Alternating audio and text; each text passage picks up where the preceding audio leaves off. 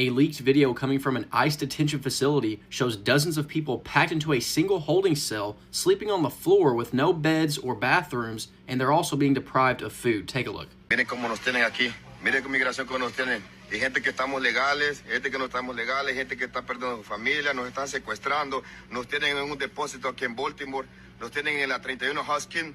The person in the video who is speaking Spanish said this: "Look at how they have us here. Look at how immigration is treating us. There are people here who are legal. There are people here who are not legal. There are people who are losing their families. They are kidnapping us. They have us in a warehouse in Baltimore. They beat us. They beat an older man. We can't take it anymore. They have kept us here for more than 10 days without bathing and enduring hunger." Short-term holding spaces are being used as long-term confinement areas. These facilities are meant for processing only, not extended detention. But what stood out the most to me was when that guy said there's both legal and illegal immigrants in there. That raises serious legal and constitutional concerns that should worry everybody, regardless of where you stand politically. We know there have been thousands of documented cases where federal judges have ruled that people are being detained without due process, and they're holding them in these places. Shalom. First and foremost, I want to begin by giving all praise, honor, and all glory to Yahweh Bahashem, Yahweh Shai Bahashem, Rakak Wadash. Double honors to the apostles and the elders of the great millstone who taught me this truth, and much respect to the Akim out there laboring in his work. Peace and salutation to the hopefully elect, which are scattered abroad at the USA. Shalom. Yeah, so the Lord got something planned specifically for you two-thirds out there.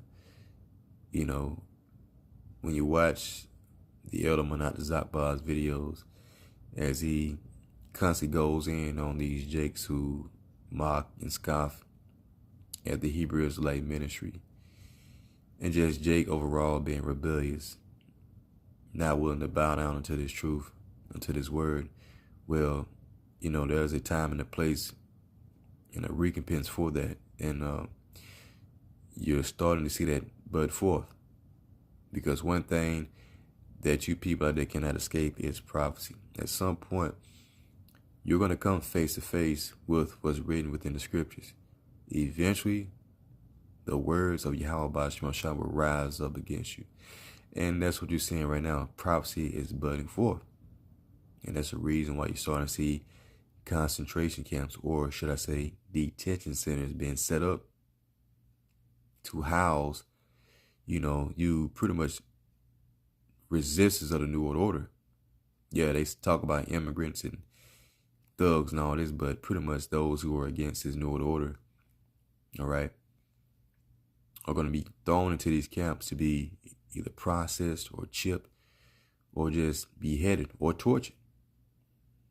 Okay, the Lord's going to allow these devils to have a lot of fun. He's going to fulfill his bloodthirst upon you Israelites in these times, in which there's not going to be any rules.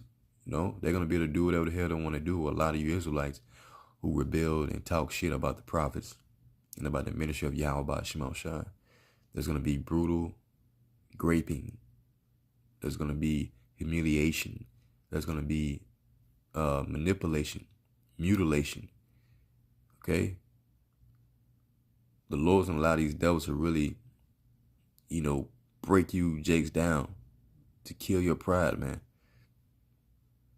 But for you out there who have hearkened to this truth through fear, well, you know, even if you do get picked up and thrown to one of these camps, where you still have hope. And if you don't get saved out the camp in that sense, well, the Lord will put the spirit in you to take a death in the form of being beheaded while still obtaining immortality. So either way, you win. But for those who resist, it's going to be a bad time. So as you can see, man, ICE purchases 400K square foot warehouse facility in Arizona for $70 million. Okay, we're going to skip some of this because we kind of read some of it in the opening video. But when you scroll down, it says the sheer scale of the acquisition has raised immediate alarms in the West Valley community. The facility, described as being roughly the size of 7 football fields, was originally marked as a commercial distribution center. However, shortly after the purchase was uncovered, ICE officials confirmed plans to convert the site into a processing and detention center capable of holding approximately 1,500 detainees. So they're going to be used to process, basically to identify. As Trump said, we desperately need the biometric entry, exit, visa tracking system, something like that. So that process is going to come with you being ID'd at some point. You see? You're going to have to identify yourself. And we know that the ultimate form of identity is the RFID chip. We're starting to see the hour of temptation bud forth as we speak. You see? Let's continue to read. It says, this move appears to be part of a broader federal initiative to rapidly expand detention capacity by acquiring vacant industrial warehouses across the country.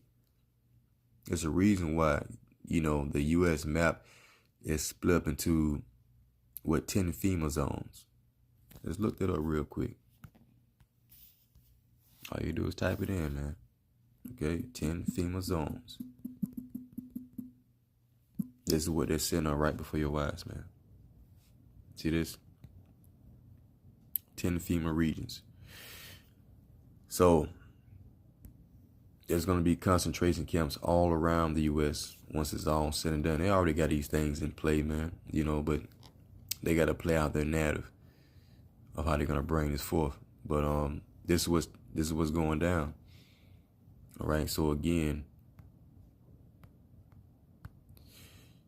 it says, however, shortly after the purchase was uncovered, ICE officials confirmed plans to convert the site into a processing and detention center, or in other words, concentration camp, capable of holding approximately 1,500 detainees. Okay? It says, this move appears to be part of a broader federal initiative to rapidly expand detention capacity by acquiring vacant industrial warehouses across the country, with similar purchases recently reported in Maryland and Texas. Right? So again, the words of Yahweh Shemashai button forth. And we're about to go into the time of great trouble. Those perilous times that we read about in 2 Timothy. Hey, we're here, man. All right? So what other camp is truly prophesying about, detention centers and concentration camps outside of Great Millstone? We'll wait. Who is warning you that these devils are trying to put you into a camp and test your faith and have you to deny your God by forcing you to take a chip, by bribing you and threatening you to take a chip, man? Only Great Millstone are the ones who are really pushing this forth, that are really warning the sheep, so that you can be prepared when these times come. And Revelation 2:10 goes directly into that. So it says, hey, fear none of those things which thou shalt suffer. See? Behold, the devil shall cast some of you into prison. Who is the devil? That's Esau. ICE. These different troops are going to bring in, right? These foreign troops, with all hell breaks loose, man. And they got to bring forth some kind of form of control. They're going to be coming into your houses, dragging you out your houses, putting you in the vans or whatever, and taking you to a concentration camp. Shackled up. You see? These are the times that are coming. It's not going to be a fun time, man. Okay? It's going to be far worse than what we can explain. The devil shall cast some of you into prison. What is the prison? The detention centers, man. That ye may be tried. Your faith. And ye shall have tribulation 10 days. As you heard in that video, that was in those, in those detention centers for 10 plus days. So 10 is not just 10 days. It can be an extended amount of time. Right? And that was in their suffering. Be thou faithful unto death, and I will give thee a crown unto life. So even when you facing death, and we know they're going to bring forth the guillotine and capital punishment for denying, their form of identity processing as far as the chip, right? Those who deny the chip are going to be resistors of the New World Order. And they're going to be dealt with. They're going to try to deal with them. So what's going to be the penalty? Well, you getting your head chopped off, man. Guillotines. All this stuff is coming. Tortures. You see? So you're going to have some faith. We're going to have some faith going to these times if they do come and round us up and throw us into one of these camps, man. To where they interrogate you. They put you into a room and they ask you about your beliefs. And a lot of Israelites during that time are going to tuck in their fringes. They're going to be like, nah, I don't believe in it. Look at Kanye. Although he's set up, he's nothing more than a hand of the elites. Because he, of course, came out cussing out the Jews, wanting to go DEFCON with 3 on Jews and all that. And he's a real Jew from the tribe of Judah, or whatever he was saying. Well, he denounced all that and apologized to the Jews and said that he was bugged out, he was deranged, bipolar, and all this. Hey, they're going to use all that to say that we was crazy. So he's blaming his outbursts of him being a real Jew and the Jews being fake on him being bipolar and sick. So when they look at us, they're going to say, well, these guys got to be sick too. They must be sick too.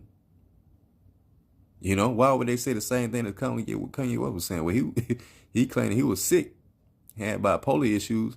Well, these guys must be sick too. So we're going to be painted out to be, maniacs, lunatics, crazy, out of our minds.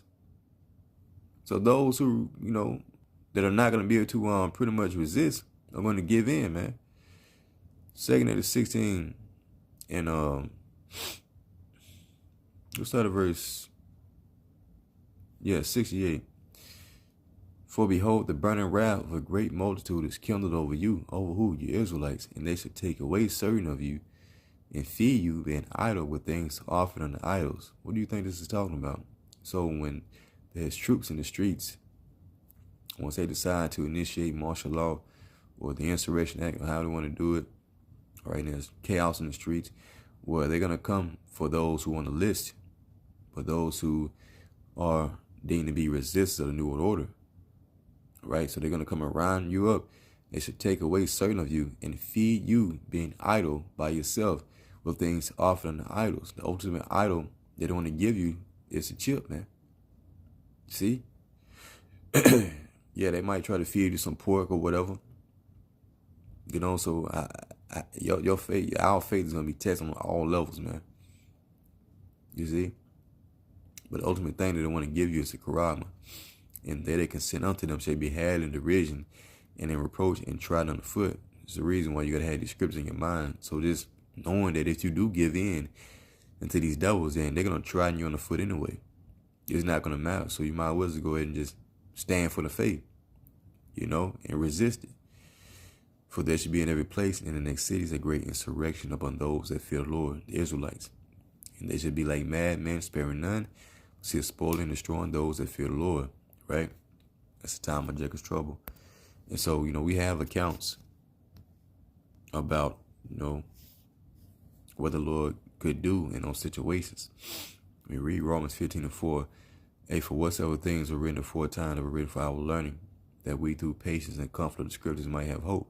So in these troubling times, we're going to think back upon, what's written within the scriptures and how the Lord delivered those who, were serving him.